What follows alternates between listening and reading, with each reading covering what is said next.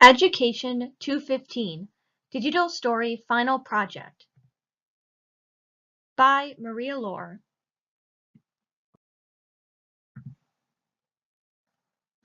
After reading the 5 young adult novels of Bang, American-Born Chinese, Frindle, Hacking Harvard, and Not as Crazy as I Seem, I have apprehended an in-depth understanding of the 5 types of development that transpire among adolescents as they mature into adulthood. In recognizing the characters in these books as future students, moreover, and in providing a basic overview of my findings, I have discovered that the physical development of teenagers entails bodily as well as hormonal growth, whereas cognitive development consists of the acquisition of more higher-level thinking and goal-oriented decision-making. Social, emotional, and moral progression, in turn, is comprised of the arrival of prolific mood swings, empathetic behavior, and friendships and relationships among the lives of young pupils. As anticipated, I will cover these summaries in a more comprehensive manner within the subsequent slides.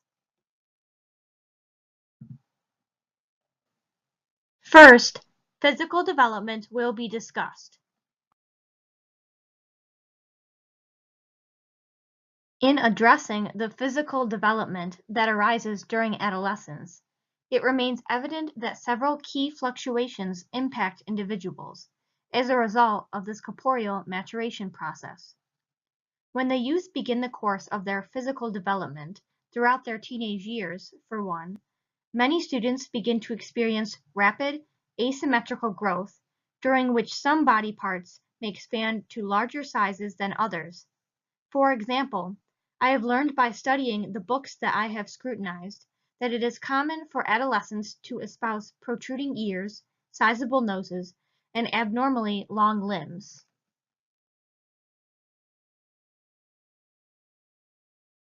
In other instances, different rates of growth occur at disparate times for each individual, which may result in some peers towering in height over others. For example, within the young adult novel titled Bang, author Shannon G. Flake describes how Keeley, one of the 2 protagonists within the discourse, matured through the puberty process and grew quicker than man. Keeley's larger body and his longer limbs in turn enabled him to climb, run, and jump over hurdles at a brisker pace than man. Nevertheless, these varying maturity rates in relation to growth are also accompanied by perpetual variation in appetite and in weight. A pupil will also undergo a plethora of hormonal altercations, and he or she will consequently begin to feel restless, fatigued, and will sweat frequently while exuding body odor, which will often make students become ineffectually embarrassed or self-conscious. Above all else, it remains significant to highlight that adolescents, as a result of their physical development, will acquire a newfound sexual awareness, which is only ameliorated as these pupils' secondary sex characteristics materialize. A final note: physical development will compel some teenagers to feel gawky and awkward as they struggle to manage their habitually uncoordinated movements, as Eric had sensed during his early high school years throughout Hacking Harvard. Conversely, other students will attain more eminent physical fitness, or rather, enhanced levels of agility, endurance, flexibility, and strength as their muscles and lungs progress towards adulthood.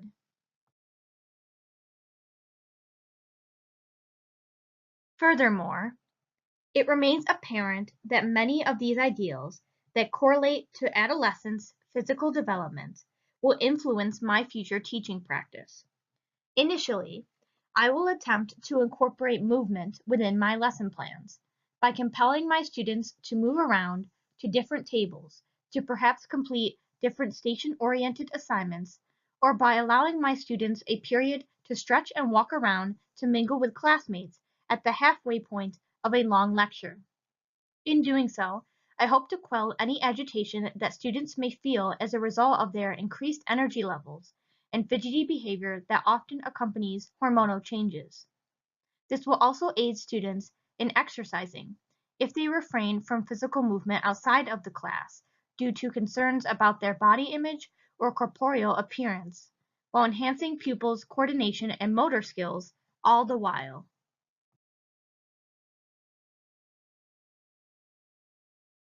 What's more,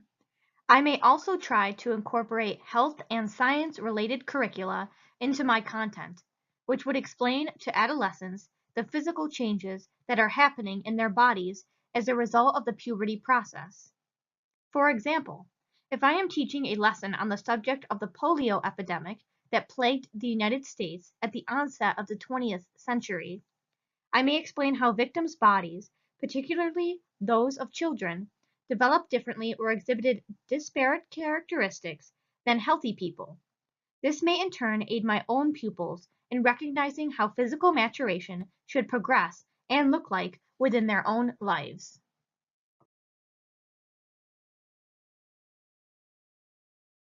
On a concluding note, I also may choose to reward my students with healthy snacks if they achieve high marks on their quizzes and tests, as this would not only aid young scholars in adopting a nutritious diet that would benefit their growth, it would also provide students with an incentive to study and to achieve high academic success. Secondly, cognitive development will be discussed.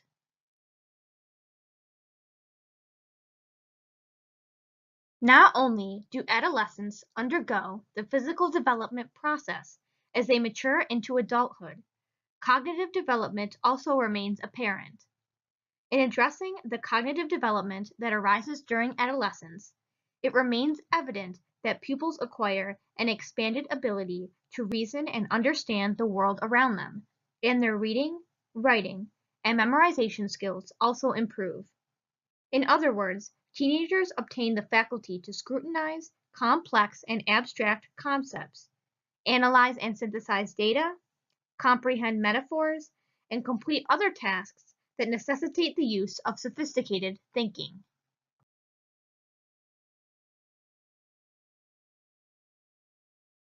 In addition to this improved capacity for intellectual thought, adolescents also become more inquisitive and curious about their surroundings and the content that they apprehend, and desire to expand their knowledge beyond the textbook and the basic overviews that educators may present on many topics. This phenomenon is perhaps best illustrated within the context of the novel Frindle,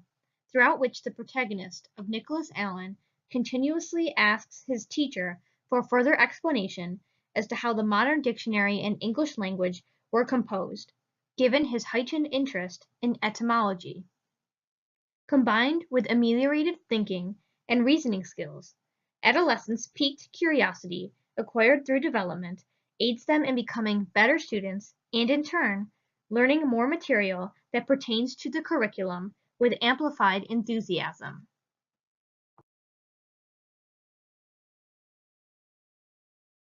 Nevertheless,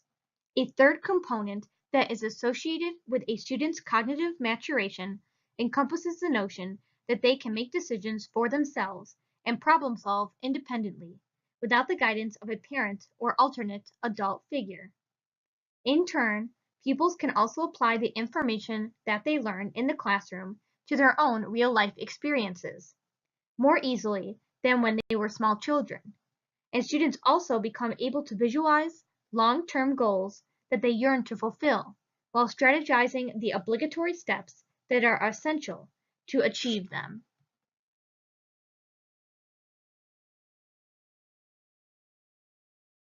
However, despite my comprehension of these basic elements that transpire amid the cognitive development of adolescence, it also remains impervious for me to implement these ideals into my future teaching practice. Upon becoming a history teacher, I will, for one, assign my students with a wide variety of different types of assignments in order to appeal to my students' wide-ranging cognitive abilities. For example, I may assign an essay for my high-level pupils to complete that entails the subject of the psychological and PTSD-related repercussions that warfare spawns upon its witnesses and participants, while concurrently requesting my young scholars, who have not yet intellectually matured to this advanced level of thinking, to discuss the physical effects of battle and war in their papers, which would be easier for them to understand given the corporeal injuries' tangible nature. In addition, I may also hand out extra credit assignments for my students who need more challenging coursework to complete, or will also give my students multiple options on what tasks they can choose from, and strengthening their efficiency in decision making.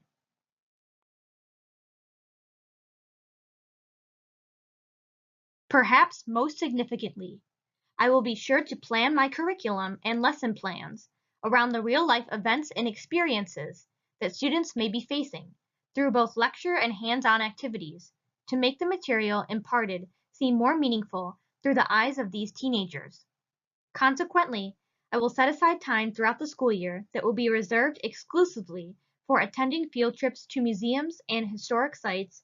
in order to elevate my students' interest in the topic at hand. Watching historical documentaries and films would also accomplish this analogous purpose. Third, emotional, moral, and social development will be discussed.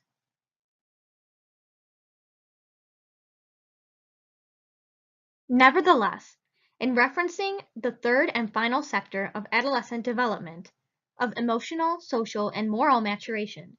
individuals encounter a vast variety of changes amid their lives in relation to their identity, family connections, friendships, relationships, sexuality, and additional legal issues.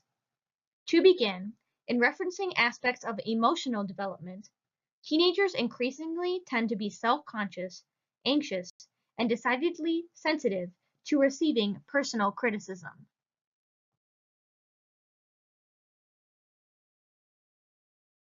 In conjunction with this acquisition of a diminished level of self-esteem, students also endure substantial mood swings, and their emotions in turn become plagued with more recurrent and intense outbursts, showcasing one particular feeling. For example, within the young adult novel titled Not as Crazy as I Seem, Devin, the protagonist, recounts how he would unpredictably become frustrated at the slightest nuances or inconveniences that arose, such as when he was unsuccessfully able to brush all of his crumbs off of the dinner table.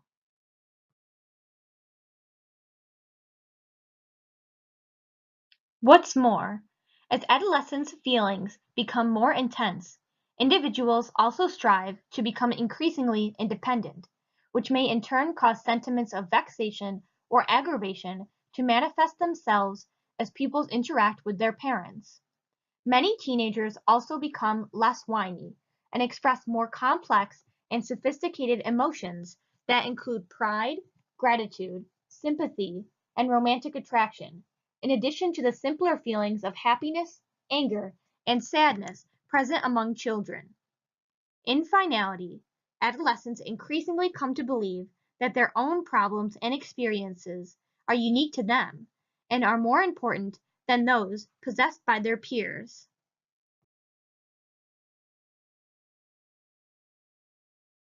In referencing the emotional development of adolescents, moreover, how this type of development could essentially influence my teaching practice includes the notion that I will frequently compliment my students on their work in an effort to enhance their self-esteem, rather than exclusively jotting down comments that direct pupils to portions of their essays or worksheets that need improvement, or answers on tests or quizzes that are incorrect. I will simultaneously point to assignments achieving a high standard of work and praise students for their efforts by writing "good job" or "excellent."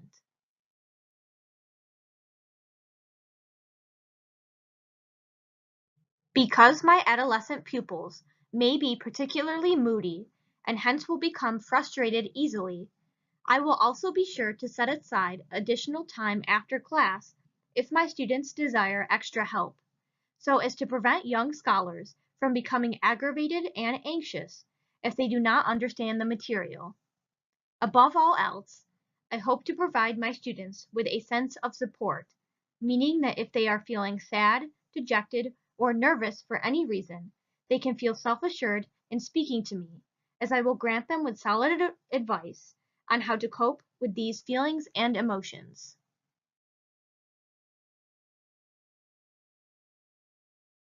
Just as teenagers continuously mature through the process of emotional development, social development similarly remains present among the lives of these newfound adolescents. In addressing this social maturation, it remains critical for one to discern that these youthful beings strongly desire to belong to groups with other students, and the bonds and friendships that they formulate with people of their own age quickly become more important than parent relationships and the seeking of adult approval.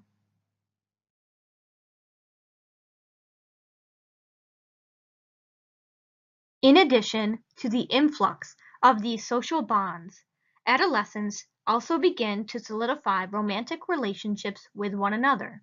and early dating consequently ensues. This desire for amorous companionship is nevertheless illustrated throughout American-born Chinese, when Yin Wang first begins to date Amelia, and later cannot restrain himself from kissing Wei Chen-sun's girlfriend of Suzy Nakamura.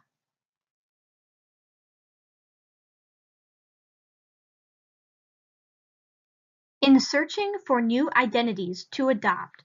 adolescents often experiment with the utilization of new slang words and the embracement of fads, but simultaneously, individuals may in turn yearn to assume a more collective self-image that is shared by others, if they opt to adopt detrimental behaviors, such as drinking or smoking, in order to fit in and become seemingly more popular. Throughout adolescence, it is most significant to acknowledge that students also are dwelling amid a critical transition period amid their lives, during which pupils are adjusting from obeying their parents' beliefs to following and formulating their own personal convictions.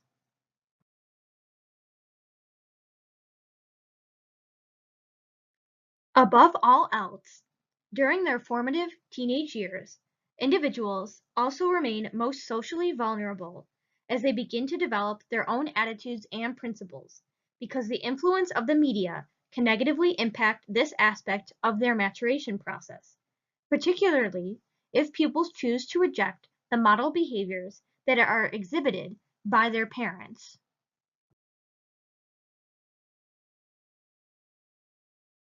Nevertheless, in regards to how I will remain conscious of students' social development throughout my teaching practice, I will initially ensure that my pupils are given ample amount of class time to chat and form bonds with their peers when they are completing assignments during the period. In elucidation, because young students yearn to acquire a sense of affiliation and belonging,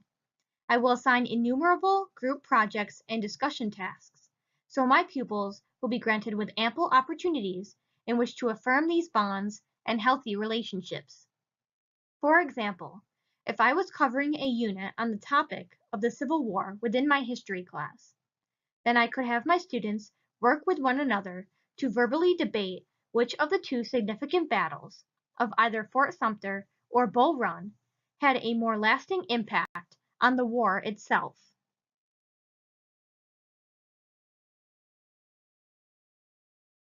In addition to providing these instances of positive peer interaction in my classes, I will also promote collaborative learning by having my students act out important historical instances with their friends in order to help them to attain higher levels of thinking and to question the convictions and beliefs that they may have adopted from their parents through the lens of a historical figure.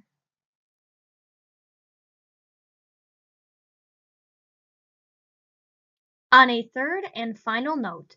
in addition to both social and emotional development, moral development is also exuded regularly among adolescents. In regard to this moral advancement process, for one,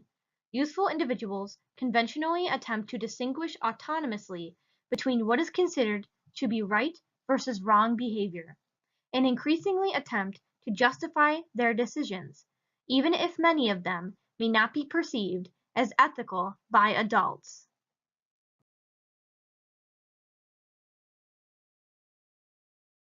Besides questioning and contemplating behavior in this manner,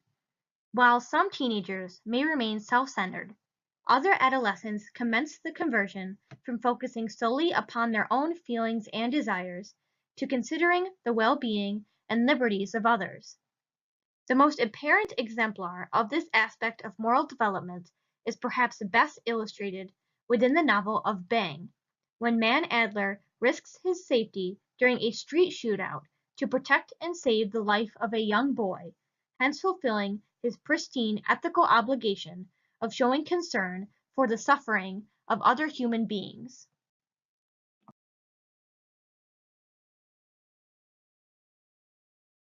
Important still is the notion that teenagers will also begin to question authority and the morality of decisions fulfilled by their adult superiors or parents, without acknowledging the own fault that they may have contributed to a particular scenario. Being quick to judge the figures of authority in their lives, which frequently includes educators, in addition to bosses or legal guardians, adolescents become increasingly aware of the inconsistencies that exist between the values that adults instruct them to uphold and the conditions that actually arise among society or within the confines of one's community in reality. As a result, young adults will conventionally make it their primary goal to close this gap of discrepancy as rapidly as possible by attempting to instill change and convince others to uphold morally just and ethical principles.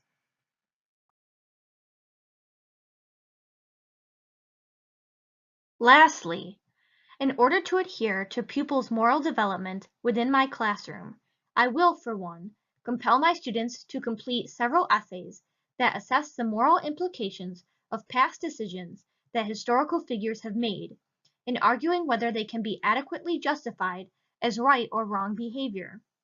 A perfect example of this would entail my pupils fulfilling an essay assignment that requires them to contemplate and hence write down their thoughts in regards to President Harry Truman's resolution to drop the atomic bomb on Hiroshima and Nagasaki in 1945.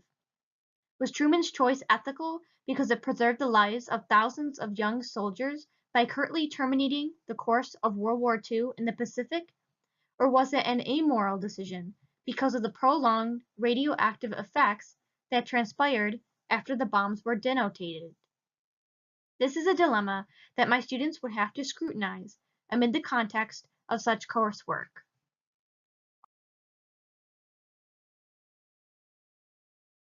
What's more, in order to foster empathetic and democratic values among my students, I will also help to ameliorate my pupils' moral development in instructing them to examine the concepts of fairness, justice, and equality that are vital components of their community. This goal will further be accomplished through teaching lessons focused upon the various societal issues of poverty, the environment, and racial discrimination, and how more virtuous behavior among common citizens can create a more inclusive society for all. In conclusion, in explaining my overall learning from the 5 aforementioned books, the developmental stages and issues that were presented within the novels will ultimately prepare me to teach students that resemble the novel's protagonists. When I become a history teacher, I will initially compel my students to complete innumerable group and discussion-oriented activities to adhere to their social maturation, while I will also periodically compliment my students and provide them with any extra assistance that their learning may warrant, to heighten both their emotional and moral development processes. In granting my pupils with assignments related to abstract convictions, and in permitting my students to stretch and walk around during breaks in the lesson,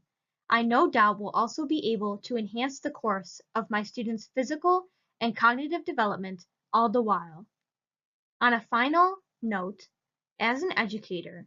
these books have instilled within me a determination to be omnisciently aware of each subtle and obvious change that emerges amid my pupils' developmental characteristics and behavior, so that I can continue to supplement my students' learning with as many developmentally appropriate experiences and academic environments as possible.